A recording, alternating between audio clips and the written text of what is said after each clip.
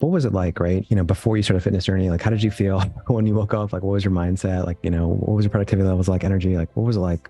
Yeah. So for me, my goals from the outset were they were mostly physical. I mean, I think that when most of us feel like we're out of shape, there's something that's lacking. I mean, for me, it was like the ability to do something physically, like climb a flight of stairs without like heaving at the top. There are lots of things that I could tell myself, like, oh, you're Scandinavian, you're big boned. There are lots of like things that you can do to kind of like help yourself feel better about it. But for me, my goal was, I want to lose the weight. I knew that I needed to lose the weight. Actually, reaching that goal, like losing the 80 pounds to be in a healthy, had a healthy weight.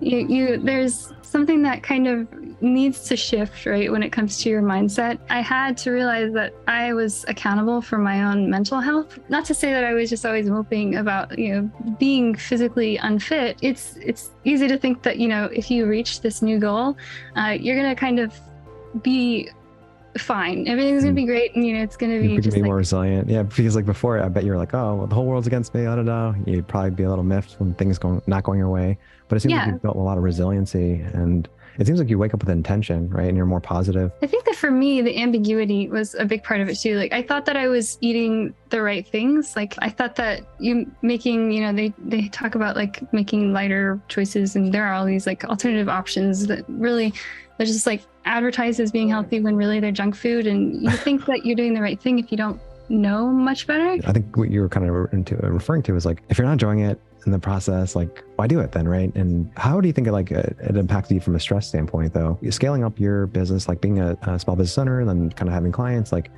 there's varying levels of stress each day, right? Yeah, I mean, it's definitely like that where trying to reach those goals, it felt like the point. But really, what I had to realize after all of that was that, like you said, the journey is the point. If you're not enjoying the process of getting there, then what's the point? So for me, a huge part of it was reframing what I do every day. So like reaching that, what I felt like was a good baseline level of fitness, I kind of shifted my focus to some other aspects that I was struggling with, which is the fact that it's stressful to be a small business owner. I mean, it's really difficult to build something, especially when it's something that you care so much about. There's a lot of opportunity for stress, and that's something that I had to really differentiate between was eustress and de-stress. And I know that I've touched on this a little bit in some of our other videos, but the differentiating factor has so much to do with my mindset. My mindset being, I'm opting to do this the way that I do because this is just how I am. And how I am is that I'm very intense. I care a lot